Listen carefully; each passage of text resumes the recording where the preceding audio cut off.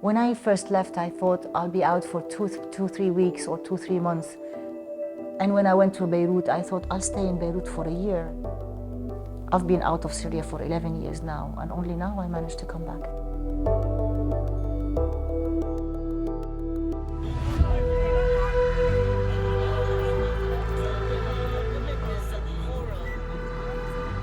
So I was in Beirut covering the war on Hezbollah and on Lebanon. Well, our Middle East correspondent Lina Sinjab is in Beirut.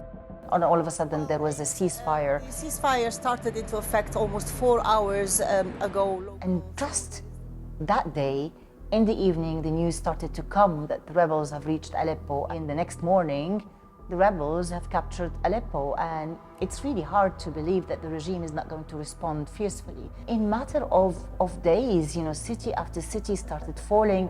By midnight on a Saturday, Homs had fallen to the rebels, and I thought, oh my God, that's impossible, that's incredible. And by 4 a.m. in the morning, the news came that he's gone. Our headlines for you today. The Syrian President Bashar al-Assad has fled the country and reportedly sought asylum in Russia after rebels taken left. the capital Damascus. I'm having goosebumps now, like I did when I heard the news. I thought, is that possible?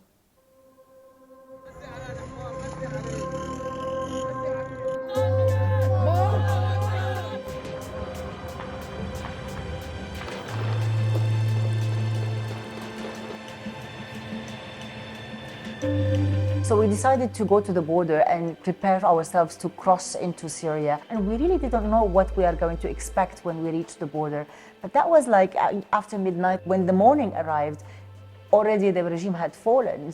And we started to get the news that the border is clear, that there are, the rebels are now in control, that, all the government officers had, withdrawn and left their position. So this is when I started to call up my contact to check what's the border like, how we can cross and how we can enter.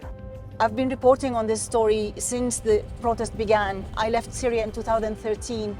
I had to leave myself for safety after detention because of the Assad regime. It's really hard for me to comprehend this moment. It's a historical moment that I never thought I would witness or live, especially after years of losing hope that things might change and peace might come to Syria. And now I have really mixed feelings.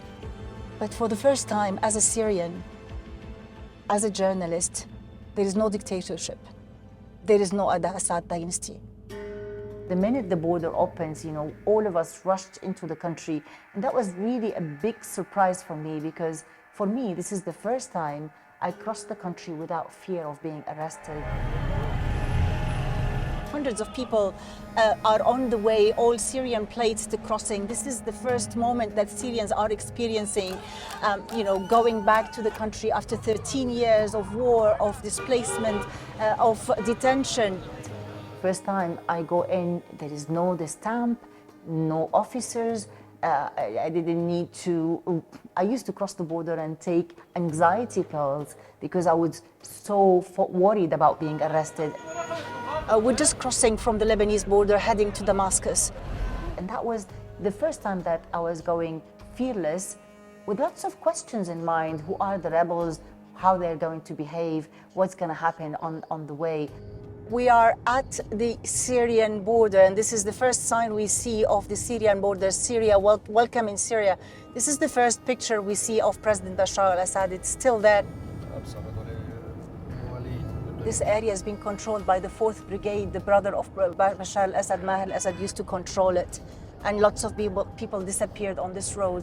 Now nobody is here. One army position after the other, one security position after the other, abandoned. These are the checkpoints that we use to pray. Our names are not with them when we cross the border, that we won't be arrested when we cross the border. They were empty, nothing. We're told all the officers at the Syrian borders have been ordered to leave and that the rebels are in control. This is an unprecedented moment for me and for many Syrians.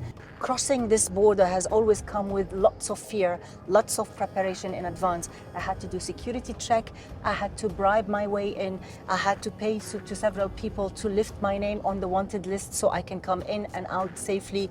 I would, sometimes fear talking to the checkpoint. And this is the first time I'm going in without those worries, without those concerns, but also with mixed feelings on what's going to happen next, how it's going to look like. And we arrived in Damascus, and the scene was unforgettable.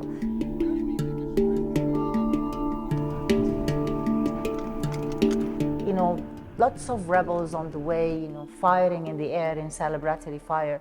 To reach the main square, Umayyad Square.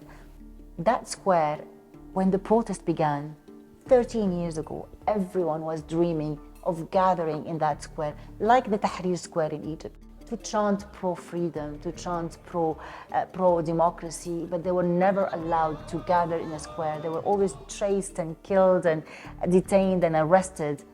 And all of a sudden, they were all out there, mixed with the rebels, you know, civilians with the rebels, everyone, you know, cheering for this moment, a moment that they've waited for 13 years, but actually, it's a moment that the country waited for 54 years.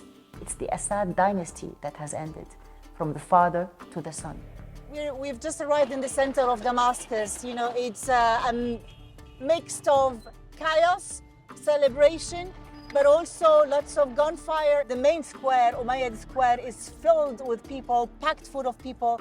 They are in the streets, but the majority of the people who are on the ground now are the rebels controlling the situation. This is the main square. Behind me is the state television. This is the center of Damascus, and people are celebrating. There is lots of gunfire in the air are going. This square, the Umayyad Square, the Syrians have always thought about celebrating one day, and now they seem to have achieved their dream. As we drove through the city, lots of abandoned army and security positions, official costumes thrown on the way. You know, it seems the official army and security have abandoned and left. There is mixed feeling here inside the city about, you know, celebration, but also wondering what's going to happen next. One army position after the other, one security position after the other, abandoned. A tank on the right-hand side, abandoned. Lots of uniform were thrown on the floor. Obviously, you know, the army or security officers didn't want to be recognized as, you know, military officers when they ran away and abandoned their post. But what you can see at the moment, whether from Syrians or whether from the rebel groups who are leading, everyone is focused on what's going to happen inside. People want to go back to their normal life. They want justice, they want safety, they want business, they want to be able to rebuild their homes, they want services, and they don't want to relive the tyranny that Assad imposed on them for 54 years. So that's what matters for them.